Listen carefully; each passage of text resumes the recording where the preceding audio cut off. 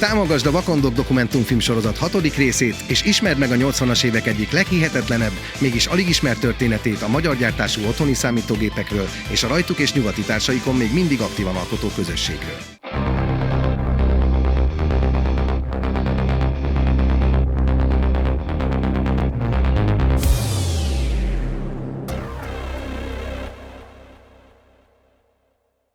Egész pontosan emlékszem az elsőre, mert hogy Commodore 64 volt. Valami kis osztálytárs kapott valahonnan, tudod, akkoriban már előfordultak ilyen menőbb szülők, akik külföldre jártak, és azt hiszem, hogy ez 83 körül lehetett. És akkor megláttam a Commodore 64-et, úristen, hát ez egy ilyen nagyon fasz a dolog, de hát 999 nyugatnémet márka, csak maga a gép. Szóval otthon egy eléggé nehezen áttolható dolognak tűnt. Ez volt kifejezetten a számítástechnikai része, de azért a videójáték, főleg az árkádjátékok, a játéktermi játékok akkor már megvoltak. 5 forintos, 10 forintos játékterem. Itt laktam Újpalotán nem messze, oda rendszeresen jártak ilyen kamion játéktermek, hogy kinyitották a kamion oldalát, és akkor benn volt vagy 30-40-50 gép. Ez egy 81 körül lehetett, mert egész kis segdugó voltam, de azért már az 5-ösök, 10-esek bementek. És akkor utána gyakorlatilag, amikor láttam, hogy Commodore 64-en ezt nagyjából lehet reprodukálni ezt az egészet, akkor elkezdtem otthon dolgozni azon, hogy legyen egy gép, és akkor nagyjából 86-ra lett is. Én a mai napig nem értem egyébként, hogy voltak ezek abban az időben ezek a dolgok, hogy ahhoz képest, hogy az 1000 márka volt a dobozon, tehát egy teljesen abszurd ár volt, valahogy mégis volt egy csomó gép. És az biztos, hogy mi nem 1000 márkáért vettük a gépet, tehát nem is láttunk annyi pénzt egybe. Én nem tudom mai napig, hogy honnan szerezték apámék, de végül is egy Magnum kazettával sikerült megszerezni a gépet, tehát floppy az első időben nem volt, de aztán lett az is. De valahogy misztikus módon voltak gépek. Franc tudja honnan. Úgy volt, hogy első körben kaptam hozzá egy flopit is, de mondták anyámék, hogy ne izguljak túlságosan rá, mert az csak kölcsönben van. És amíg nálunk volt gyakorlatilag, vagy nálam volt ez a floppy, addig gyorsan megpróbáltam, hogy oltani a tüzet, hogy honnan lehetne játékot szerezni. És azt gondolom, vagy legalábbis úgy emlékszem, hogy akkor már szóba jött a Csokonai, de a franc tudja, hogy volt pontosan. De azt hiszem, hogy akkor már volt ez a Bitlet karácsony is, ha minden igaz, és még akkor senkit nem ismertem így a színből, de oda elszúrtam körbenézni, hogy egyáltalán mi történik. Meg a BMW-n volt kiállítva, a Budapesti Nemzetközi Vásáron volt kiállítva a gép, Novotrédnek volt standja, ha jól emlékszem, és ott is megismerkedtem randomra valami csávóval, aki egy doboz lemezzel járkált.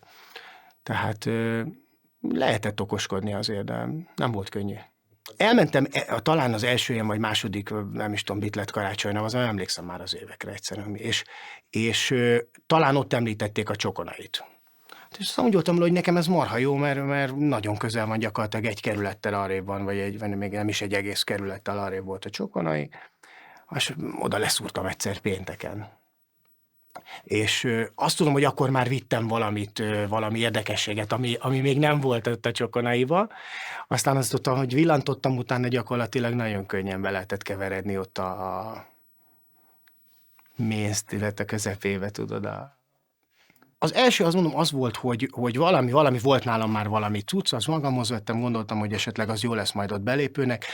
Maga a történet nagyon érdekes volt. Egyik oldalon volt a Commodore 64-esek, másik oldalon a spektrumosok. Junos tévék, amiket ott a helyszínen adtak, vele aztán talán bérelni lehetett, hogy a franc tudja, volt 2 nagy Color Star, azok voltak a színes tévék. Aztán ezt én csak belekeveredtem, ott szóbáltam az emberekkel. Akkor már a nagy menők már ott voltak, akik abban az időben azért már rajok voltak a legelején.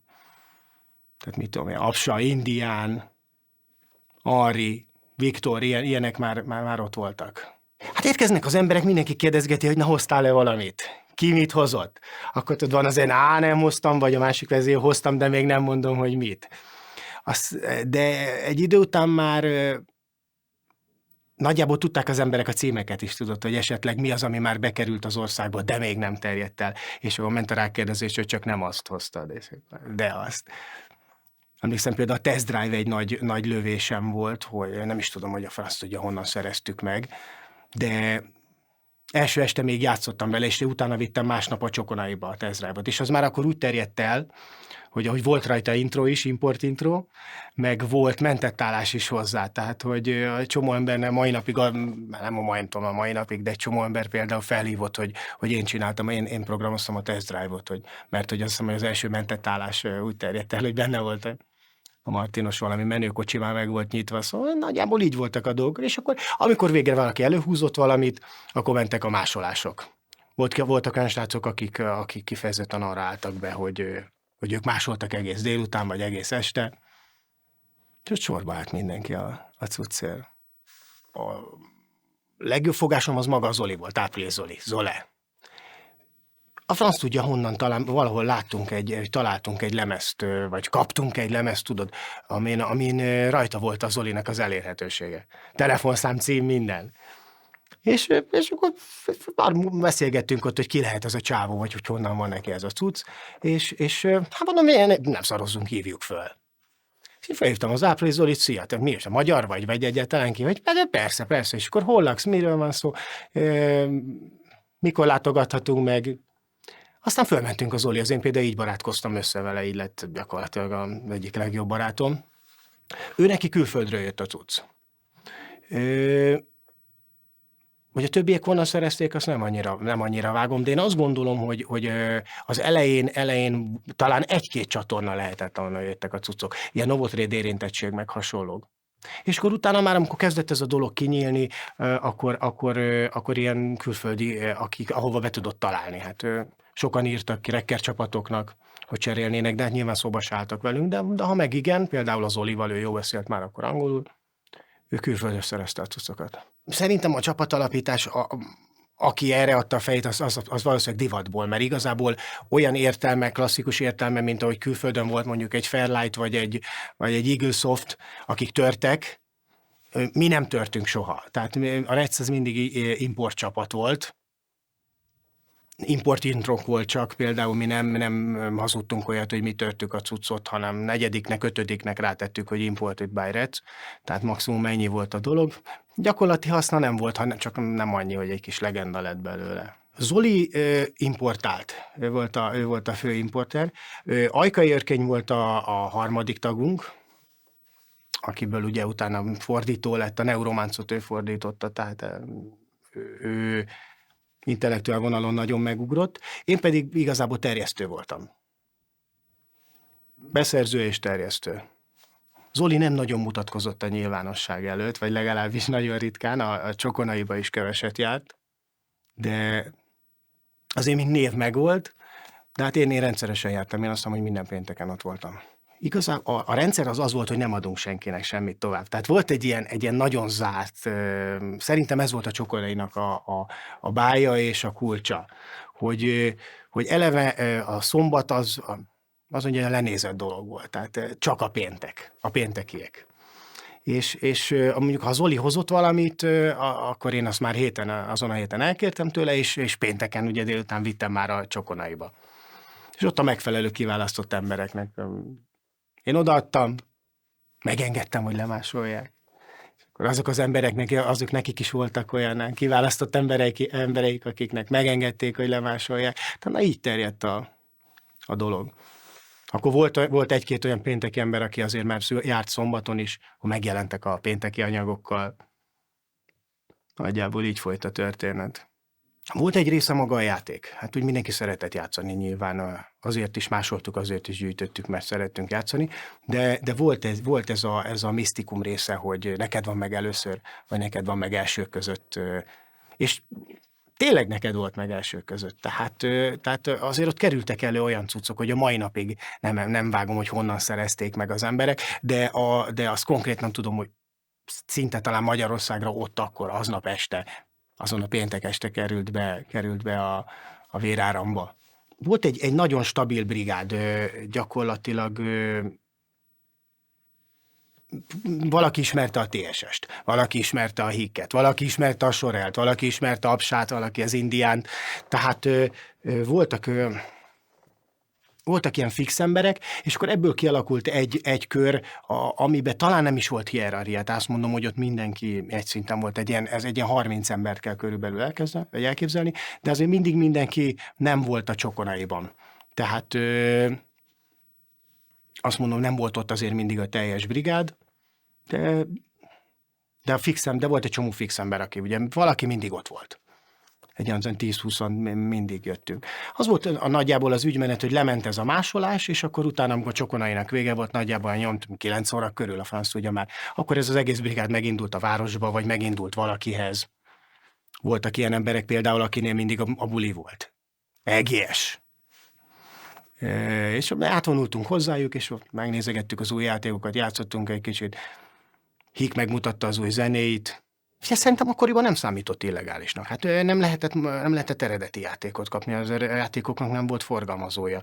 Tehát szerintem minket itt Magyarországon, ugye tudtuk, hogy tört játékok, tudtuk nagyon jól, hogy van benne valami illegális vonal, de itt szerintem Magyarországon ennek nagyon sokáig, évtizedekig, gyakorlatilag a 90-es évekig egyáltalán semmifajta hozadéka vagy vonzata nem volt, hogy ezek tört játékok. Az a csoki annyira zárt dolog volt, hogy én szerintem arra nem nagyon gondolt senki, még az intro is csak inkább a csokinak szólt. Tehát én azon gondolom, hogy arra nem gondolt senki, hogy majd mi lesz utána, hogy megy szét az országban. Tehát akik a csokiban nem tartoztak mondjuk ahhoz a hierarchiához, akik hozzák a játékokat, tehát akitől lehet olyan játékot szerezni, ami még nem volt előtte, azok az emberek is inkább csak úgy voltak, hogy akkor ott megszerezni. Nálunk meg úgy, amikor már kiadtam, tudod, akkor onnan már nem is volt olyan nagyon érdekes.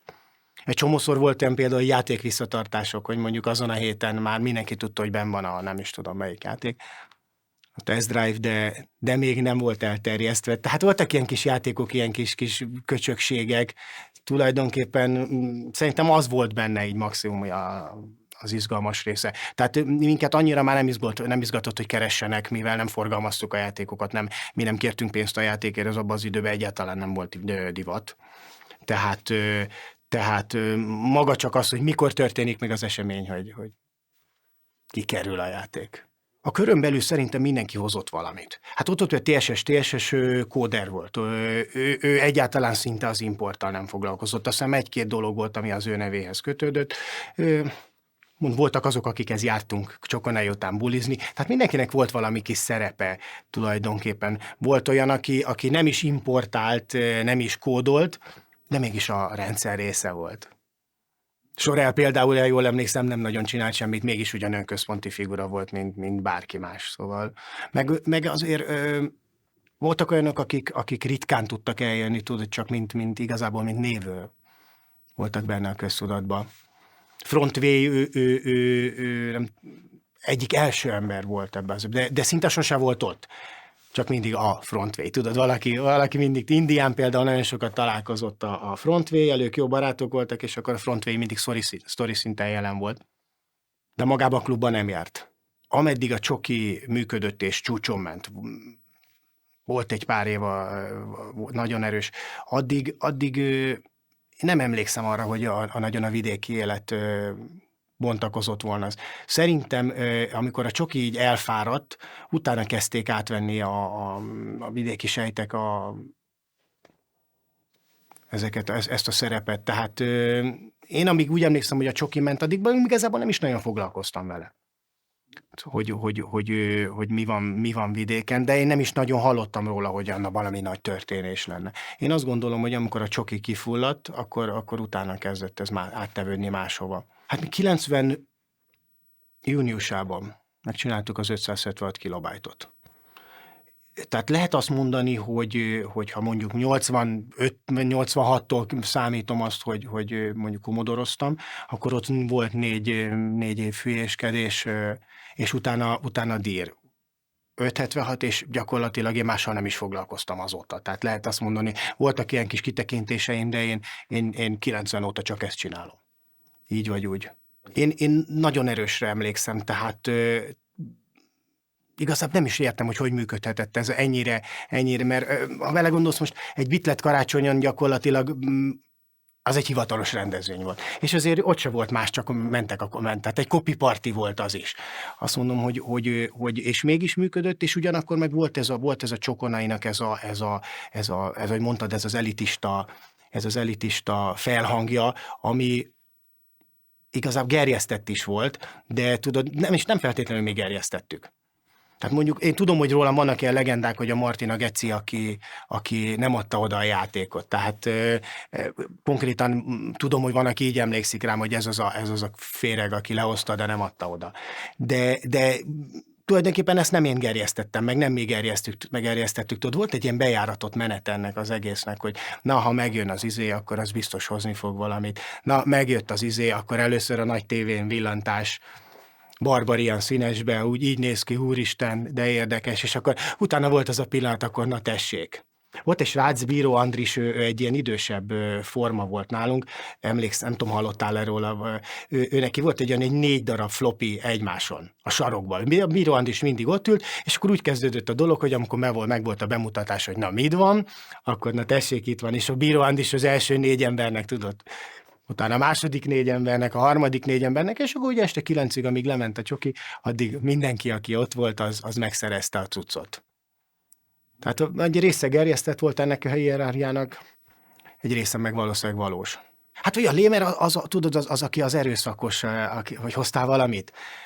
De most, hogy így mondod, hogy eszembe jut, tudod, hogy nem is volt divat általában megszólítani tehát a Lémer azért ritkán szólította meg nem Lémert, az importert, vagy a rajt, vagy a menőt, nem tudom, hogy mondja a fasz, nem is tudom, hogy minek nevezzem akkor magunkat, de tudod, az volt, aki ott volt azért a Csokonaiba, nem szólt semmit, csak figyelt, egyből ugrott a cuccra, de mondjuk az annyira nem geciztünk mi, tehát nem lémereztünk annyira. Inkább csak úgy érintőlegesen tudod, hogy a szombatiak. Tehát aki nem pénteki volt, az már mindenki lémer volt. Hát eleve volt a maga a Csokonai. Tehát, hogy mint elfoglaltság, minden pénteken a Csokonai. De utána nálunk, amikor már kialakult ez a baráti társaság, ez a 30-40 ember, akik ezek a legendás nevek, utána szerintem az egész átment inkább ebbe, tehát elkezdett a játék egyre jobban háttérbe szorulni, és inkább maga a társaság volt érdekes, tehát mint összetartó erő. Mert azért például most így belegondolok, tudod, olyan nem nagyon volt, hogy mondjuk egy nagy közös játékok.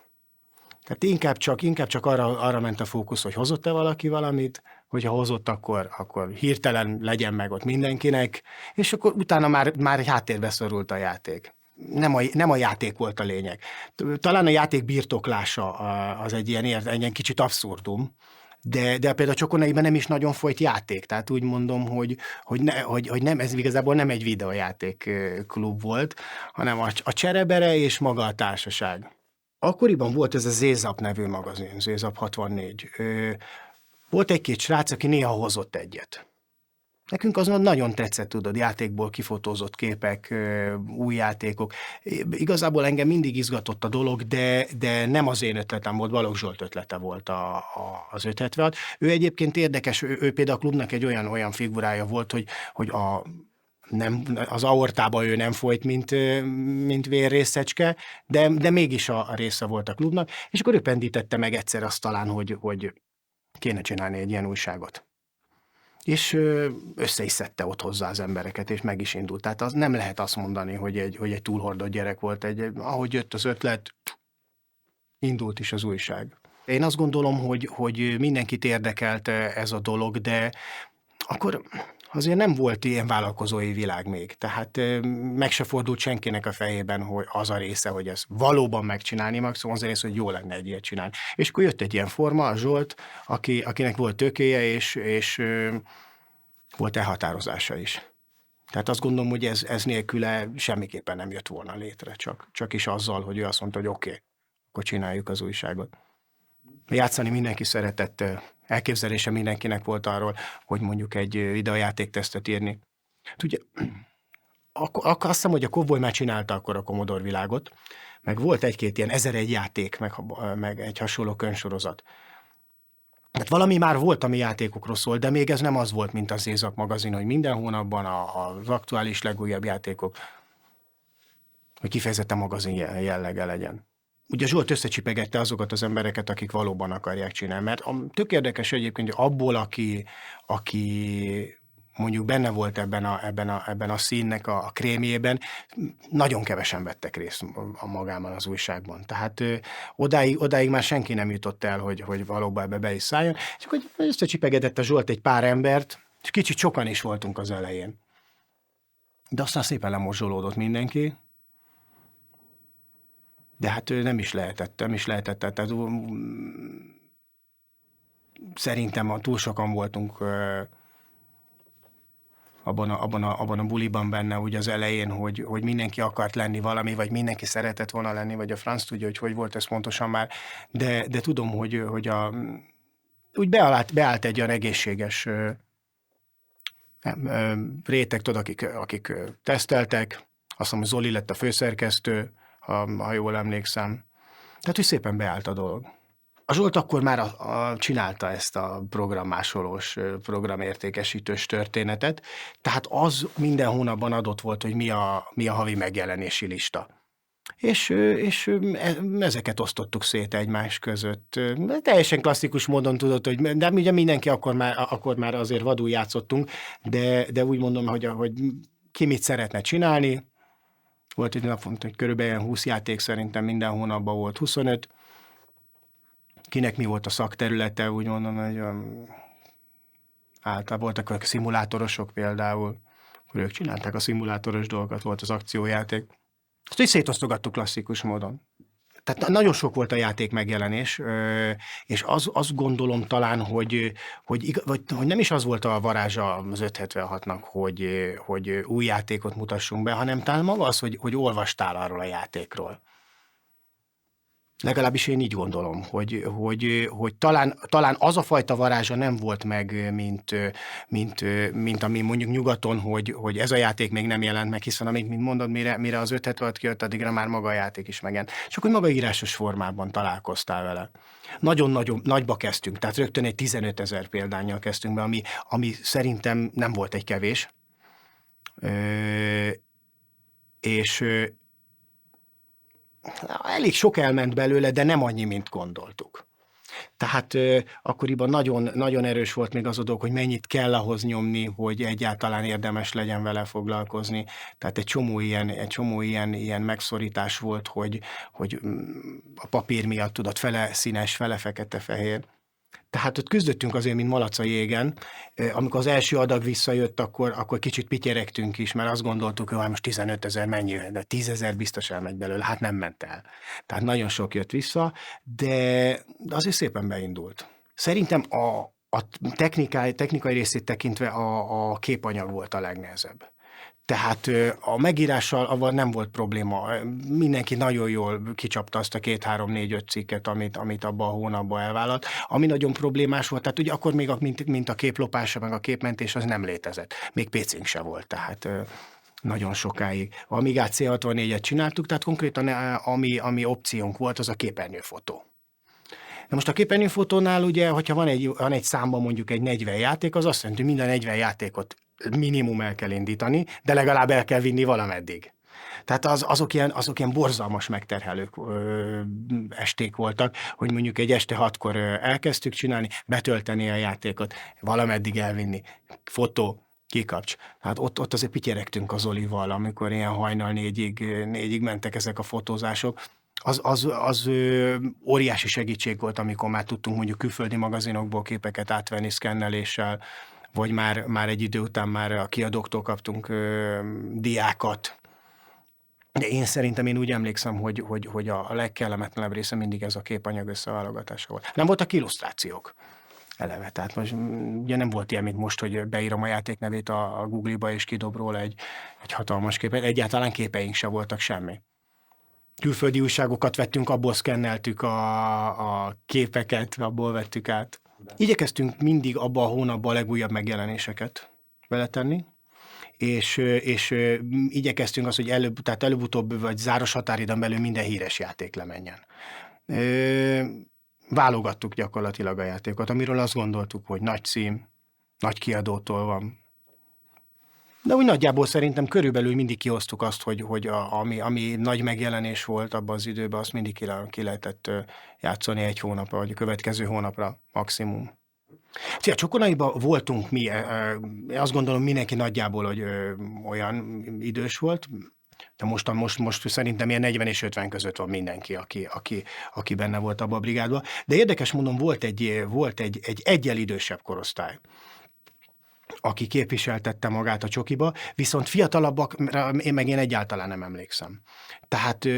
Tehát akkoriban én szerintem nem volt még divat ez ami most, hogy ennyire nagyon fiatalan videójátékozni. Figyelj, 71-es vagyok. Nem, mikor volt a Csokonai? 88-ban körülbelül, akkor volt a toppon, talán azt mondom 89, és akkor, mert amikor mi elkezdtük az újságot csinálni, tehát megjelent az első újság, utána emlékszem már a Csokonai is lejtmenet volt. Tehát lehet azt mondani, hogy 90-91 körül még ment, de utána már nem sokáig. De érdekes volt, hogy itt voltak ezek az egyel idősebb formák is, aki akkor volt mondjuk ilyen 40-es.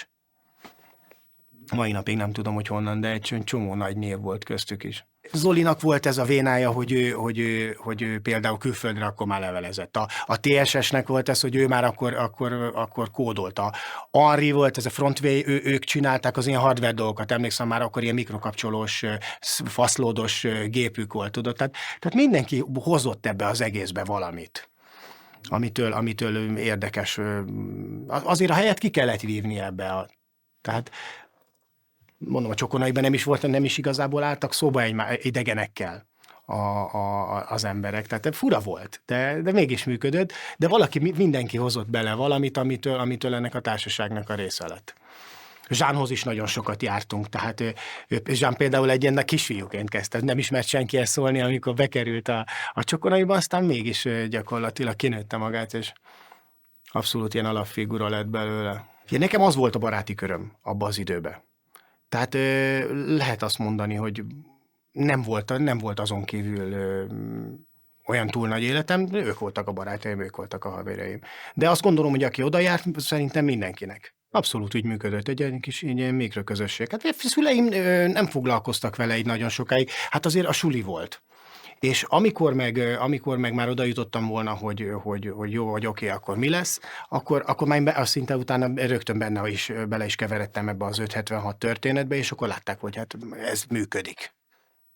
Szerettem csinálni, és működött is 18 évig. Akkor például egyáltalán senki nem foglalkozott ezzel, hogy pénzért adni a programokat. Tehát volt ugye ez a kicsit elitista része a dolognak, hogy nem adjuk oda, de nem is adtuk pénzért. Tehát egyszerűen meg se fordult a fejünkben az, hogy pénzért. Tehát inkább nem adom oda, inkább nem ásold le. Egyáltalán nem volt benne a képben, nem volt a kirakósnak a része a pénz. Ezt a Zsolt hozta be. És nem is nagyon foglalkoztunk vele. Hát végülis ez működtette az újságot. Hát most így utólag azt mondom, hogy szükséges rossz, de hát akkor nem nagyon érdekelt minket. Ugye szerintem az ügymenet az alapvetően úgy volt, hogy bekerült a játék valahonnan a Csokonaiba. Szinte mindig az volt az első állomás. Csokonai péntek. Utána ott egyáltalán nem volt jelen pénz. Aztán jött Csokonai szombat, ahol szerintem szintén nem volt még jelen pénz, ott egy másik brigád. De nekik ugyanúgy megvolt, poéra tudom, hogy ugyanúgy megvolt a hierarchiájuk. Mert ott is volt az a csávó, aki ott lehetett pénteken, tudod, akkor ő volt, mit hoztál péntekről? És az országban talán egy nagyon sok cucc az így jutott el, hogy proszolgalt másolással, de azzal nem igazán foglalkoztunk. Olyan dolog volt ez, hogy nem is nagyon beszéltünk róla. Mert azért nekünk nem volt pofánk pénzért adni a játékot, de igazából nem is volt ingerenciája senkinek, de tudtuk, hogy van, aki pénzért adja. Nem is nagyon foglalkoztunk azzal, hogy mi lesz utána a játék sorsa. Én például ezzel a street roados dolog, vagy ennél a street roados dolognál szembesültem azzal, hogy valaki azt hiszi, hogy én csinálom a játékot. Tehát bele se gondoltam. Nekünk az teljesen természetes volt, hogy bejön külföldről, Zoli megkapja a lemezt az osztrák haverjától, odaadja nekem, én meg leviszem pénteken a Csokonaiba. Tehát ez egy ilyen bejáratott útvonal volt. De ezért volt egy pár ilyen ember, aki időnként mindig előkerült egy lemezzel. Tehát talán valahogy így lehetett ezt az egészet mozgásban tartani, hogy mindig volt valakinek egy nagy húzása. Tehát nyilván nem mindent én szereztem, mert voltak ott címek, hogy egy bizonyos játékot kihozta, ezt kihozta, azt kihozta. Mr. Wax például egy második vonalas volt ebbe az egész színbe. Ők már azok voltak, akik már agresszívabban keresték a külföldieket, és nagyobb mennyiségbe is jött. Amikor mi kezdtük ezt az egészet, azt úgy képzeld el, akkor tényleg úgy volt, hogy mi egy pénteken egy lemez, vagy egy pénteken egy játék. Tehát nagyon kis kiélezett volt a dolog, hogy mondom így van, akkor mit hoztál? Aztán utána már miket hoztál, és akkor aztán elkezdett ömleni befelé a cucc. Amikor az Amiga beindult, akkor már nagyon sokan csinálták a dolgot. Tehát ez a bájos része, ez inkább a C64-es volt. Az a mai napig ugye egy misztikus dolog, hogy a Zoli hogy a francba talált be ahhoz az illetőhöz, aki... Mert én nem nagyon emlékszem, hogy a Zoli előtt bárki is hozott volna úgy, hogy mi nem tudtunk róla, vagy mi nem ismertük az illetőt, de mégis volt. Mert igazából minden játékot valamelyikünk hozta. Fura volt az egész. De aztán az Oli volt az első ilyen, hogy amikor rádöbbentünk arra, hogy nézzétek már itt egy csávó, akit mi nem ismerünk, és újabb játékai vannak, mint nekünk. De aztán egyre gyakorlatilag ezek a külföldiek is egyre többen lettek. Azért ott se volt már olyan ez a nagyon erős hierarchia, hogy az a 6 csapat, aki a 6 cracker csapat. Így után mindenki elkezdett törni. És akkor azt tudom, hogy amikor az osztrákok belefolytak ebbe, akkor az osztrákok nagyon sok magyar sráccal elkezdtek levelezni, és így szétnyílt ez a dolog, mint a legyező. Például mentünk az Olival osztrák kopipartira. Zolinak volt először kocsija, nem is tudom, ki volt, meg beültünk 4-en, 200 shillinggel, és akkor mentünk valahova Grazba egy ilyen kopipartira. Tehát én azt gondolom, hogy elkezdtek minket befogadni a külföldiek. Vagy elkezdtek velünk foglalkozni talán, mert előtte ugye zéró kapcsolat volt. Figyelj, a Csokonai az annyira hatással volt erre, annyira visszakövetkeztető, hogy vagy visszakövethető inkább úgy mondom, hogy amikor jöttek például az első olyan programok, hogy a flopiknak tudod, egy olvasási képet lehetett, tehát egy grafikus képet lehetett csinálni például, akkor sokáig vagy sokszor volt olyan, hogy visszaköszöntek, ugye, amiket mi csináltunk azok a képek, ilyen grafikus kis felületeket csináltunk rá, tudod, a fájl azt tudja már, hogy volt ez, tudod, hogy a fájlok átnevezésével magát, amikor beolvastad, akkor volt egy ilyen képe. És akkor azok visszajöttek, tehát még évek múlva is előkerültek olyan lemezek, amíg nem kezdték el mások is átírni ezeket a dolgokat, hogy ez még mindig a mai napig megvan, hát ezt még mit csináltuk annak idején, hogy mi rajzoltuk. Tehát a Csokinak szerintem teljes mértékben ez volt a szerepe, és nélküle biztos, hogy nem lett volna ez. A Beatlet az olyan volt, gyakorlatilag oda bárki jöhetett. De azt mondom neked, hogy az a része, hogy ott voltak egymáson a gépek, hogy másoltak, hogy folyamatosan mindenki mindent másolt, az tökéletesen ugyanaz volt. Tehát egy ilyen felnagyított Csokonai volt a Beatlet Kancs. Legalábbis az első 2 mindenképpen. Addig nem is voltak igazából programok, vagy nem nagyon voltak programok. Utána kezdődött már ez, hogy valamifajta ilyen ismeretterjesztő program legyen. Egy nagy kopiparti volt az elején. Amit mondtam, az volt inkább ez a társaság, ez a 30 ember körülbelül elmozgott ide-oda Csokonai után, elmentünk, akkor nyílt az első McDonald's például a régi Posta utcába. Elmentünk egyet megizni, az volt, tehát volt ilyen szociális élet, de ilyen kopiparti, vagy úgy mondom neked, hogy amik utána átalakult a kopipartivá, meg ilyen demopartivá, az nem nagyon volt. Az nekünk ott inkább csak a Csokonai volt. Én azt gondolom, hogy bár nem ment el a 15 000 darab, meglepően sok elment. De nem tudok neked arról, tehát nem is emlékszem meg, talán nem is volt olyan nagyon téma, hogy most konkrétan mennyit kerestünk ezen, vagy mennyit nem kerestünk ezen, de hát így utólag belegondolva, ha ha csak azt mondom, hogy a Proszolg hirdetés ott volt, és ez mit hozhatott, akkor az valószínűleg rentábilisá tette a magazint, legalábbis én azt gondolom. Biztos voltak olyan időszakok is, amikor bele kellett nyomni, mert voltak olyanok, amikor kevésbé ment, de mondjuk szarul sosem ment. Tehát amikor a legvégéig elvittük az újságot, mert utána ketté vált konzolra és kilobájtá, tehát amikor a kilobájt megdöglött, azt hiszem, hogy az ott már problémás volt, de például a konzolt valamilyen ilyen 7000 példánynál hagytuk abba. És az biztos, hogy jó volt.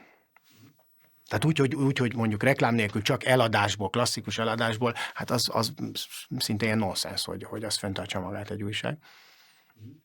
Tehát ez zakatolt azért, meg hát voltak nagyon nagy időszakai az 576-nak, amikor tényleg nagyon sok fogyott belőle. Első számú újság volt, szerintem Magyarországon. Az évre már nem emlékszem, utána kell nézni. De odáig eljutott a történet, hogy nagyon sokat basztattak az olvasók, hogy nem akarnak ugyanabban az újságban konzolos játékról és számítógépes játékról is csinálni, vagy olvasni. Tehát az egyértelműen látszott már, hogy ez most már nem előre fogja vinni a történetet, hanem inkább hátra viszi. És akkor jött az ötlet, hogy hát csináljunk akkor még egy újságot. Simán ment gyakorlatilag, akkor valaki átvette a kilobájtot, én meg egyértelműen, én mindig is inkább, tehát úgy mondom, hogy idő után már konzolpárti voltam, már az ilyen PC-s dolgokat például nem igazán szerettem. Az Amigáig bezárólag voltam számítógépes, a PC nekem már nagyon idegen volt, és azt gondolom, hogy elég jól zakatolhatott a történet, hogyha belefért még egy újság. Akkor jött be, ez ugye azt hiszem, hogy valahol 95 körül lehetett. Akkor jött be például a PlayStation Magyarországra. És ahogy bejött, egyből megtaláltak minket, tehát nagyon érdekes volt, hogy már az első szám, amikor megjelent a konzolból, ott már hivatalos PlayStation Europe támogatást kaptunk. Demólemezekkel, meg mindennel, ami odáig hát nagyon-nagyon ritka volt. Először volt Dévényi Tibi bácsi. Ő szerintem 90-ben kezdte, azt a Nintendo szponzorálta, és akkor egyszer csak megérkezett a Sega Magyarországra, és azonnal elkezdtek, a japán Sega az eredeti, elkezdtek tapogatózni, hogy mit lehetne itt csinálni. Mert ha már van egy Nintendo, akkor legyen egy Sega is. És akkor az újság már ment, és megkerestek minket, hogy nem akarunk-e betársulni egy ilyen videójátékos műsorba. Ment, igen, elég sokáig volt a Szegasztok, gyakorlatilag hetente 4-szer. Szerintem én azt gondolom, hogy a Magyar TV-t keresték meg, vagy annak valamelyik csoportját, és ők kerestek meg minket, pontosabban a Zsoltot, mint újság. Hogy ti vagytok azok, akik értetek a videójátékhoz, akarjátok ezt a történetet csinálni. A koncepció elég fura volt, mert hát ugye volt vagy 3 rész, hogy nem csak semmi, csak játszom az Echo the Delfinnel. Tehát szerintem valahol a koncepció csak az volt, hogy magát a videójátékot mutatni a tévébe. És óriási újdonság volt, tehát a mai napig, a Szegasztok vagy mai napig létező köszönés Magyarországon, tehát ebből egy ilyen legenda lett. De maga nem volt egy nagy koncepciója a dolognak. Mondta, akkor most mi legyen, játszunk akkor a delfinessel, de mivel ugye naponta volt, tehát azért azt nem lehetett megcsinálni, még ha egyből fel is vettünk 10 adást, azt nem lehetett, hogy mindig egy új játékkal. Mondták, hogy jó lesz az, persze, ma megint játszunk egy kicsit a delfinnel, megint játszunk egy kicsit, és akkor talán ment egy hétig a delfin, utána ment egy hétig az Aladdin, meg a mit tudom én micsoda.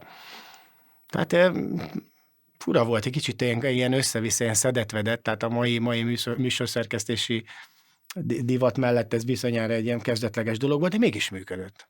Nagyon sokan így ismerték meg magát a videójátékot is. Tehát visszatérve arra, amit korábban mondtam, nagyon-nagyon-nagyon szűk kis dolog volt ez a videójáték ott abban az időben még. Tehát köze nem volt ahhoz, mint most, hogy ma már mindenki videójátékos, és mindenki 2 éves kora óta játszik. Akkor egyáltalán nem volt senki videójátékos, és egyáltalán nem játszott senki. Tehát ezért is volt például ez a furcsa leosztás, hogy voltunk mi ott a 20 éves srácok, meg volt pár ilyen 40-es forma. A jóisten se tudja, hogy honnan kerültek oda, de mégis ugye ott voltak és játszottak. Szerintem azok voltak, vagy ők voltak azok az emberek, akik így messze megelőzték a korukat azzal, hogy 40 éves fejjel videójátékoztak. Ugyanúgy jöttek, Martin, hoztál valami játékot, érted? Egy apám korabeli csávó mondjuk. Tehát akkor az egy ilyen teljesen abszurd dolog volt.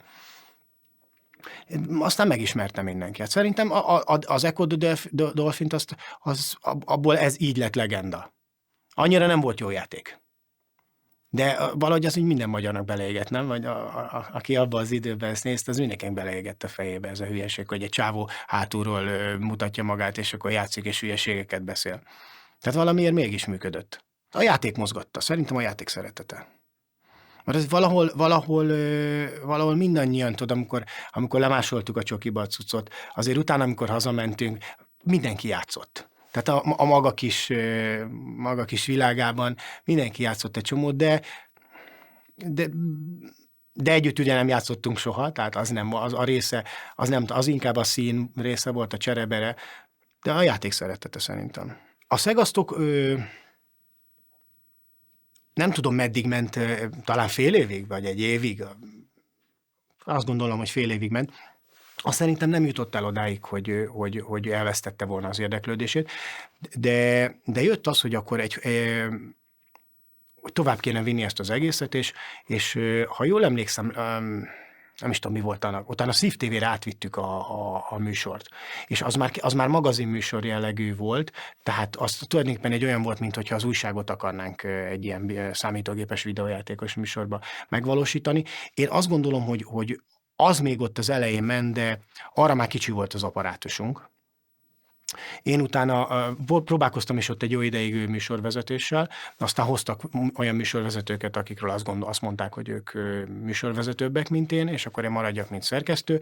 Szerintem ott egy kicsit így elbulvárosodott ez a történet, tehát egy ilyen klasszikus bulvárműsor lett belőle, és azt gondolom, hogy az már ott elvesztette a varázsát talán. Addig volt ennek bája, amíg egy ilyen volt ez az esetlen ügyetlenség benne, hogy úristen, most akkor a tévébe videójátékot mutogatnak. Utána szerintem már nem volt érdekes. Utána az ember mindenki otthon játszott, úgyis jobban tudta. Körülbelül abban a pillanatban, amikor elkezdett ez az egész videójátékozás átmenni ilyen mainstreambe. Mert amíg nagyon szűk volt a szín, addig valahogy így ki is termelted oda ezeket az embereket, akikkel te is csinálod vagy akikről csinálod ezt a műsort. Aztán amikor már elkezdtek megjelenni azok az emberek, tehát amikor mindenki játszott, onnan már nem volt érdekes, én legalábbis azt gondolom. Hát nem is véletlen, hogy nincs és nem is volt semmiféle tévéműsor, pedig akár lehetett volna. Hát volt az én korszakom, amíg én voltam a főszerkesztő, aztán volt szerintem egy kicsit jobb korszak, amikor az Zoli volt a főszerkesztő. Ő jobb főszerkesztő volt, mint én. Én inkább mindig a játékokat szeretem, a tesztírásban bontakoztam ki. Aztán Zoli elkezdte elveszíteni ezt a részét, tehát őt már nem annyira érdekelte a játék, őt sokkal jobban elkezdte érdekelni maga a főszerkesztőség. És ez tök jó kiforrott ez a dolog, mert én csináltam háttérből, ő csinálta a frontról. Aztán amikor a Zoli is elpárolgott, akkor utána, hát ez nem könnyű egy jó főszerkesztőt találni. Tudod, aki meghatározza az újság arculatát, és maga ő, mint például egy cowboy. Ugye, de az is érdekes, hogy a cowboy volt nálunk is, és amikor már nálunk volt, akkor nem tudott olyan nagyot domborítani, mint amikor a cowboy csinálta. Aztán utána szerintem a Guru, meg a GameStar azzal, hogy ezekkel a külföldi kiadókkal benyomultak, azzal már nem nagyon lehetett versenyezni. Utána az 576 átment inkább az 576 shopnak egy ilyen aládolgozó termékével.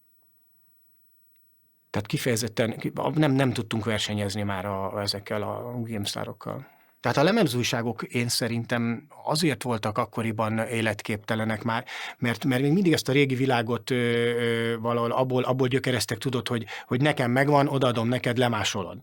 Az 576 pedig egy olyan dolog volt, hogy akárhol Békés Csabán bementél az újságoshoz, és meg tudtad venni. Tehát nem kellett, hogy része legyél ennek a közösségnek, amelynek voltak zártabb, meg nyíltabb részei, és azt gondolom, amíg a csereberét nézzük az egészet, még a legnyíltabb része is zárt. Tehát csak ismerned kell valakit, aki ismer valakit, aki ismer valakit. Ez volt a varázsa is, de ez volt egyben a korláta is ennek az egésznek, hogy ha nem ismerted azt az illetőt, akkor nem tudtál a része lenni. Viszont ha valami megvetted az újságárosnál az újságot, a része voltál. Nekem is voltak osztrák kontaktjaim, de igazából ezt az Zoli jobban csinálta a swapet. Meg ő talán nem is swappelt, úgy mondom, tehát az Zoli kifejezetten importőr volt. Mert nem mondom, hogy nem adott ő is cserébe, de inkább csak valahogy megnyerő stílusával lehengerelte a külföldieket, meg talán azzal, hogy tényleg, hogy beszél angolul, illorvas, tudod, azért ez egy fegyvertény volt abban az időben. 86-ban vagyunk, gyakorlatilag a játékokat, azokat szótáraztuk. Tehát nem lehet mondani, hogy bárki is nagyon erős lett volna angolból. Tehát azt mondom, hogy importáltunk inkább. Én is foglalkoztam vele, de nem annyira. Engem az a része izgatott, hogy bementem a Csokonaiba, elővettem egy 10-es műanyag 3 MS dobozt, és nem volt benne több 10 darab játék, de a 10 lemez, de a 10 legújabb. Én ezt a részét szerettem. A Zoli rendesen úgy volt, hogy írt, küldött talán üres lemezt, és jött vissza a cucc. Aztán egy után már olyanok voltak az osztrákok, nagyon fajnok voltak, hogy nem is kellett semmit küldeni, csak mondjuk küldte az újdonságokat hetente egyszer, vagy 2 hetente. Aztán meg utána elkezdtünk kijárni, amit mondtam, hogy beültünk a Zolinak a kocsiába, és mentünk a kopipartira, ott másoltunk egy csomó mindent. Nagyon sokáig az volt a helyzet, hogy inkább csak ezt a lemezképet csináltuk, tudod, hogy Imported by Reds kis grafika, ezek a basic karakterkészletből kirakott különböző grafikák, és ha jól emlékszem, az első az úgy volt, hogy megismerkedtem a TSS-sel. De TSS akkor már kódolt, és mondtam neki, figyelj Zoli, azt kéne csinálni akkor, hogy besegíthetnél nekünk, hogy legyen egy recces import intro.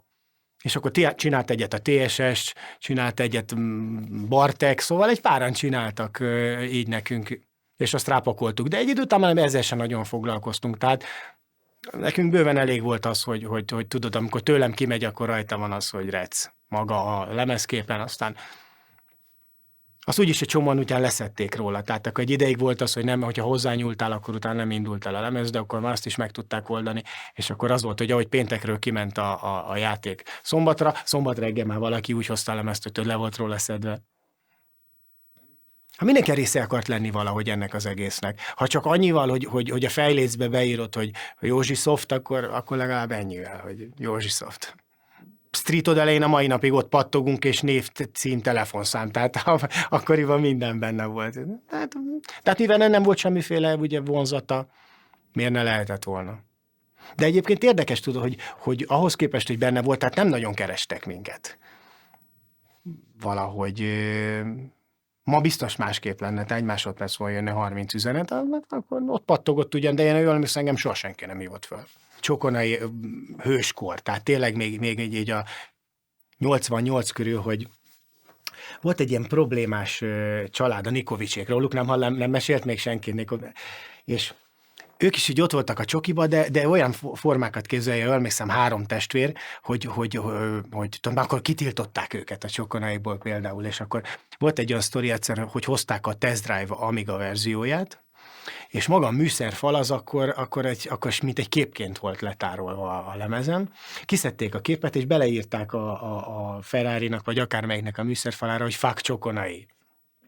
És úgy lett beadva terjesztésre a játék, tudod, mindenki másolta, és amikor otthon játszottad, akkor azt láttad, a műszerfalra fel volt írva, hogy fuck Csokonai.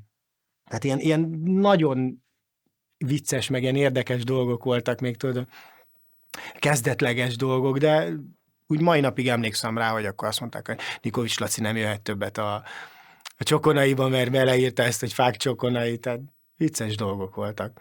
Elég erős rendszere volt a Csokonainak, de már akkor is voltak ilyen renitens alakok, akik benne voltak ebben az egészben. A mai napig szerintem nem emlékszik senki, hogy most például ők mivel voltak ott, de tudod, valakinek volt az ismerőse. Emlékszem a Bitlet karácsonyon arra, amikor ez a Frontway a mikrokapcsolós gépével valami 204 blokkos digitalizált zenét töltött be, tudod, akkor mindenki, úristen, hogy a francban ment be 204, és faszlóddal, ilyen rastercsíkos faszlóddal, nagyon kemény volt. De ők a mai napig megvannak. Például a Viktor, például a Frontway meg a Viktor volt az egyik legelső szerintem amilyen magyar eredetű intro, azt ők csinálták, és közben a mai napig aktív, Viktor mai napig kódol. Tehát megvannak még. Első generáció teljesen biztos, hogy Henri Frontway és Henri and Vic, tehát rájuk mai napig így emlékeznek. Akkor utána jött Apsa Indián, TSS, Szerintem ők voltak így a 6-7 körülbelül az elsők, és akkor utána jöttem én, utána jött Jean, Hik, Sorel, EGS, Bartek, voltak egy csomó, de nem jut. Nagyjából ezek voltak a Bíró Andris, a másolós ember. Volt az amerikai, ő például egy ilyen felnőtt csáv volt, úgy mondom nekünk, tudod, akkoriban már egy ilyen apámkora belé, de ő is egy híres arc volt. Szerintem tulajdonképpen mindent ennek köszönhetek, hogy ha visszavezetjük erre, hogy adott egy elit társasághoz tartoztam, ahol mindenkinek volt neve. Hát ezek a nevek ismertek. Egy TSS-t a mai napig bemondasz valahol egy olyan helyen, ahol akik ezzel foglalkoznak, egy legenda. Én nagyon remélem, hogy egy Martint bemondasz valahol, akkor egy legenda. Tehát óriási magabiztosságot adott az, hogy benne vagy valamibe egy hobbiba, és annak olyan szinten a krémjéhez tartozol, hogy annak nincsen krémebb krémje. Tudod nagyon jól, hogy azok a barátait, hogy a TSS eljön hozzád karácsony másnapján, anyám halászlevet főzött, és nálunk ette a TSS a halászlevet, és akkor utána pedig kódolta az import intrót. Tehát ezek ilyen óriási dolgok, hogy a részese vagy valaminek, ami ott történik, onnan indul ki, mivel hogyha lett volna olyan játék, ami máshonnan jön be, akkor más lett volna, de nem volt olyan játék. Tehát ott, ami játék gyakorlatilag jött, az szinte minden onnan indult ki, főleg az első időben. Tehát adott egy ilyen szintű magabiztosságot, adott egy olyat, hogy igazából senki se volt hülye gyerek, nem voltak ott nem voltak fura emberek, tudod, mindenkit valahogy eleve meghatározta a karaktereket ez, hogy a videójáték. És hát ugye nem beszélve arról, hogy gyakorlatilag amikor kifutotta volna magát ez a dolog, tehát azért nyilván ez a végtelenségig nem mehetett ez a csereberélés, és utána akkor rögtön beindult az 576. Tehát lehet azt mondani, hogy ebből a csokonai dologból egyből átfolyt egy még komolyabbba. Nekem az volt az életem, de azt gondolom, hogy aki oda járt, mindenkinek ez volt az élete. Tehát az a péntek szerintem mindenki számára éveken keresztül egy meghatározó történet volt. Főleg meg amikor egy idő után elkezdtünk egy kicsit, eltelt 1-2-3 év, kicsit idősebbek lettünk, utána mentünk ide-oda bulizni, vagy valakihez fölmentünk. Tehát szerintem mindenkinek az volt a történés. Legalábbis nekem abszolút az életemben. De én úgy gondolom, hogy a többieknek is. Hát ez pont elég volt. Ez szerintem minden ember életében ez a legfontosabb, nem, hogy legyen valami, ahol téged elismernek. És avval mondjuk nem volt, nekem ezzel nem volt problémám, de én azt gondolom, hogy a többieknek sem. Tehát, hogy valószínűleg ezért működött ez a történet, mert nem mindenki volt valaki. Visszatérve akkor ebből, hogy most, hogy így összekötve az egészet, hogy senki se volt lémer. És ez pontosan elég volt. Tehát ha csak avval, hogy te voltál az ember, aki másoltad a többieknek, mert nyilván mondjuk mi gépet ugye nem vittünk. Nekem elég volt levinnem a 10-est. De van, aki lehozta a gépét, és tudod, ő másolt. Tehát ez egy rendszer volt, azt gondolom, ez a csokonai, és működött. Egyszer csak mindenkinek meglett a szerep. Hát biztos, hogy volt benne egy tudatosság. Mert hát, hogyha nem lett volna szerepet, talán azt mondom neked, hogy ha nem lettél volna valaki, ha nem lettél volna egy TSS, nem lettél volna egy Sorel, akkor nem is lett volna talán helyed ebben az egészben. Mert úgy utólag visszagondolva azért a csokonaiban tehát nem voltak olyan borzalmasan sokan. Igazából lehettek volna. Hát most, hogyha a klubtársághoz van kötve, akkor bárki lehetett mondani, de egy nagyon zárt kis rendszer volt. A vibrátoros sztorit mesélte a Zsán, amikor egyszer fölmentünk a Zsánhoz. Hát ugye eleve az volt, hogy vége volt a csokonainak, azért mindenkihez nem lehetett menni. Ráadásul szanaszét laktunk, tehát tényleg lehet azt mondani, hogy a Csepeltől kezdve mindenhol lakott valaki. És akkor voltak ilyen emberek, akihez föl lehetett menni. Például a Zsán egy ilyen volt egy idő után, hozzá föl lehetett menni. És volt egy ilyen sztori, hogy Zsán édesap, fönn vagyunk nála, tudod, ilyen gyerekek, valamit éppen egy ilyen kopiparti után, vagy egy olyan csokonai után, és Zsán édesapja elővesz egy vibrátort, egy fehéret, klasszikusat, és elkezdi masszírozni a halántékát vele. Az is egy nagy sztori volt, hogy mondta Zsának, hogy hát figyelj, apám ezzel masszírozza. ez a vidéki szín, ami utána nagyon beerősödött a csokon. Én azt gondolom, hogy ők sokkal több dolgot csináltak, mint mi. Nálunk szinte minden csak az importra korlátozódott. Tehát aki tudott kódolni, ő is, Arinak és Viknek volt ilyen game music gyűjteménye, tehát ők például már tudtak olyanokat csinálni, hogy a zenéket kiszedegetni, és akkor gombnyomkodásra beadta, mit tudom én, melyik játéknak az összes zenét, de nagyjából ez volt a max. Tehát itt ez megállt ezen a szinten. Szerintem ez a csokonai része, ez az egész csak inkább az importról, meg a terjesztésről szólt. Amikor olyan játék jött, amiről már tudtunk a létezéséről, mert néha ugye bekerültek ezek a magazinok, amiről beszéltem, ezek az angol magazinok, és akkor már valami elképzelésünk volt arról, hogy mit várjunk, vagy egy csomó játék ilyen szóbeszéd szinten már megjelent, hogy jövő héten lesz mit tudom én micsoda. És akkor, azért volt persze egy csomó minden. Volt egy csomó olyan játék, ami hibásan került be, akkor meg kellett várni jövő héten még hozza valaki. Impossible Mission 2, emlékszem, lejött, az például egy ilyen 50-es forma hozta. Lonely Wolf néven futott a csávó. Ritkán hozott, de akkor nagyon nagyokat villantott, és leült mellém a csokonaiban, pont nem volt ott senki, ránéztem, kérdeztem tőle, valami, és akkor mondja, hát mondom, mit hoztál? Nagyon nehezen akarta megmondani. És akkor elővette egy lemeztől, láttam Impossible Mission 2. Na de hát mivel nálam nem volt gép, akkor hogy azt másoljuk le, akkor valakit be kellett avatni, hogy ott az Impossible Mission. És ráadásul azt hiszem, hogy talán az magyar gyártmány volt, tehát ő például biztos, hogy valonnan belülről kapta. Nehezen is akartam megmondani, csak este 8-ra derült ki, hogy ott az Impossible 2. Na képzeld el, akkor felbojdult az egész csokonai, hogy valakinél itt van az Impossible 2. És mondtam, hát itt van. Mondtam, nekem csinálj egyet, magadnak még csinálj egyet, és akkor még kettőnek csinálhatsz. Szóval jó sztori volt például az is. Tehát amit mondtam, hogy azért mindig nem volt ott mindenki a csokiba. Tehát most, hogy voltak ilyen 3-as, 4-es, mondjuk a Zsán ugyanott lakott, ugyanazon a lakótelepen, mint én. Tehát mondjuk a Zsán esetleg elment és hozott valamit, akkor én másnap a Zsánhoz mentem. Tehát ezért mondta azt, hogy elég volt azért, hogy ha valaki ismert valakit, azért mindig mindenki nem volt ott, de én úgy emlékszem, hogy az ilyen íratlan szabály volt, hogy egymás között soha semmikor. Tehát ha hozott valaki valamit, akkor nekünk, aki éppen akkor aznap ott volt a csokiba, az biztos, hogy adta, és utána az illető már másnap esetleg adta annak, aki nem volt ott a csokiba. Szóval nem voltak szemétkedések.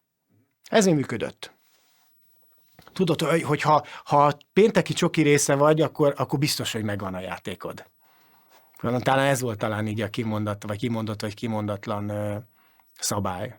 De idegeneknek mondjuk úgy mondom, hogy aki esetleg a csokonai tagja volt, de nem volt a te társaságodnak, a te körödnek a tagja, annak simán be lett mondva, hogy nem. Ezen a héten nem, majd jövő héten. És el is volt fogadva, oké, akkor kivárjuk a jövő hetet. De ez csak azért a legelején működött, tudod, ameddig nagyon zárt volt ez a történet. De hát az Oli előtt is jöttek azért játékok. De én azt gondolom például, hogy biztos, hogy volt Novotrade forrás, tehát ha nem is volt megnevezve, a 100%, hogy nekik azért nagyon sok játékuk volt. Erre konkrétan emlékszem, amikor kimentem a nemzetközi vásárra, volt egy ilyen nagyon sötét, egész kis pavilon, 2 oldalt vagy 10-12 Commodore, és az Novotrade üzemeltetésű volt. Szóval, és ott is voltak azért játékok, ilyen első szériás, második szériás, Commodore játékok, de a franc tudta, hogy ki hozta. Valahogy mindig hozta valaki valahonnan. De azt tudom, hogy a külföldi import részét szerintem az Zoli volt az elsők között. Az szinte biztos. Először fölhívtam. Szevasz, láttam az elején. Tényleg vannak játékai, de nekem is vannak, találkozzunk. És érdekes, hogy ő például akkor már nem az első importja volt, és ő minket például nem is ismert, vagy nem is igazából tudott rólunk semmit. Tehát az Oli például ritkán volt lenne a csokonaiba, előtte meg egyáltalán. És akkor azért már a csokonai az már zakatolt. A TSS-ék ilyen autodidakta módon csinálták, például azt konkrétan tudom, hogy szétboncolgatták a külföldi intrókat, és így tanulták meg. Hát én azt gondolom, hogy szinte mindenkire ráragadt a cucc. De legalábbis én nem emlékszem azt, hogy tanulta volna ezt valaki. De mondjuk nem is nagyon volt forrás, tehát akkor már azért rég mentek ezek a színdolgok, amikor egyáltalán már a Novotrade, meg nem is tudom melyik cég elkezdett ilyen tanfolyamokat indítani. Tehát szerintem ezt így megtanulgatták autodidakta módon, abszolút. Hát tudod, egy csomószor volt azért olyan, amikor például jött csak egy új intro, egy külföldi, amivel egy olyan effektet csináltak, ami még addig nem volt. Akkor az rögtön az volt, hogy leszették azt a részt, szétszették, hogy egyáltalán hogy működik ez az egész, és akkor utána már lehetett másolni, vagy tovább vinni. Különböző rastercsíkok, meg különböző rasterszínek a keretre, pattogó karakterkészletek, hullámzó színusz karakterkészlet, nem mint az, azért ezeket így kiokoskodták. TSS nagyon vágja. Ő volt szerintem az egyik első, aki ezt már csinálta úgy, hogy tényleg nekiült és kódolt. De TSS se volt egyedül, mert úgy, ő volt THA of TSS. Tehát ő volt a highest high, és akkor, de aztán mindenki elkopott mellőle, pedig voltak ők is talán vagy 3-an. De egy is érdekes egyébként, hogy TSS is valonnan úgy került elő, hogy nem is volt sokáig ő sem része ennek az egésznek, csak volt a TSS, valaki ismerte. Ő se volt egyébként olyan nagyon nagy csokona is, inkább csak a társaság része volt. Azért az osztrák kopipartik, így azt gondolná az ember, hogy valami misztikus dolog volt. Egyáltalán nem volt misztikus dolog. Nagyon sötét helyeken, emberek bezsúfolódva, meg hát meg is voltunk azért ijedve, tehát zapszem volt a segünkbe, tudod, most bementünk oda, akkor ott volt még tudom én, melyik Fairlightból, vagy a France tudja valamelyik híres csoportból, azért mi is csak néztünk, mint halasszatyorbat. De ott volt a mi kontaktunk, a kis osztrák srác, akik egyébként ilyen másodvonalbeli, tehát azért a nagyon nagy ászokkal nem találkoztunk sajnos. Meg már akkor, amikor ugye mi kijártunk, akkor szerintem a nagyon nagy ászok nem is nagyon csinálták, de azért mutogatták, hogy az ott az izé. Másoltunk, ugyanúgy adtuk a lemezeket. De csomószor már úgy volt, hogy ezek az osztrákok közben nagyon rendes gyerekek voltak, tehát csomószor úgy vártak, hogy le voltak másolva már eleve Szerintem úgy tekintettek ránk egy picit, tudod, hogy nekik is ez egy ilyen kuriózum volt, hogy innen a keleti blokkból jöttek srácok. Mert az osztrák partik, hát én mondjuk például ilyen belga vagy norvég, vagy ilyen nagyon komoly, tudod, ahol az igazi istenek voltak, olyanon nem voltam. De azért az osztrákokon is előfordultak nagy nevek. Érdekes volt látni, de egyébként ugyanolyan formák voltak, mint mi, szóval semmivel se érdekesebbek vagy különbek, csak nekik még jobb forrásaik voltak. Az volt talán az érdekesség ennek az egésznek, hogy ott vagy és találkozol azzal a külföldivel, akinek te egyébként láttad a nevét pattogni az intróba 2 héttel korábban, de maga tehát olyan hangulata nem volt, mint a Csokonai. A Csokonai a miénk volt. A Csokonai az a mi kis elit pályánk volt, itt meg kimész több száz, 600 kilométerre, van 2 fillér a zsebedbe, azt se tudod, hogy másnap mit fogsz enni. Tehát érdekes volt, de azért meg nem volt olyan, mint itt Magyarországon, hazai pályán. Az egy Bitlet karácsony például, az sokkal-sokkal nagyobb volumenű volt, mint mondjuk egy ilyen osztrák kopiparti. Egyáltalán amióta ebbe benne vagyok, vagy soha semmikor egyáltalán semmilyen ilyen jogi dologgal nem találkoztam. Tehát amikor már Magyarországon megjelentek azok a kiadók, akik bármifajta jogi procedúrába így belemehettek volna, akkor meg nem volt divat a másolás. Vagy egyáltalán nem volt így felszínen. Csak a Csokonaiba jártam, és amit mondtam is az elején, én úgy érzem, hogy amikor a Csoki úgy meghalt, engem ez a klub része már úgy utána nem is nagyon érdekelt. Szóval igazából addig érdekelt engem ez a dolog igazából, szerintem addig volt varázsa, de ha megkérdezed ezt a 30-40 embert, én azt gondolom, ugyanazt fogják mondani, addig volt érdekes ez, amíg a miénk volt. Amikor már a mindenki élet valahogy nekünk már nem volt olyan érdekes.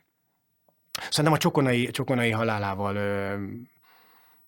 el is ment ez az egész. Persze utána még próbálkoztak föltámasztani, meg még utána volt Csokonai, de én azt gondolom, hogy ez a 91-2-ig, amíg futott, addig volt olyan igazán érdekes. Aztán a Csokonaival, tehát ahogy az eltűnt, nekünk is vége szakadt ennek az egésznek. Annyira gyerekcipőbe járt még maga a telefon is abban az időben, hogy én mondtam a Zolinak, hogy kéne erőltetni, mert valahogy már akkor láttuk, tudod, hogy ez nem lesz megoldás, hogy most kiküldünk 10 lemezt, várunk 2 hetet, és akkor visszajön 10 lemez, hogy próbáljuk csinálni ezt a BBS-es dolgot, de nem lett belőle igazából semmi. Legalábbis én úgy emlékszem. Ugye Zoli próbálkozott 1-2, de annyira nyögvenyelősen jöttek le a cuccok, megszakadt, stb., hogy nem tudott úgy kiforni, mint mondjuk nyugaton.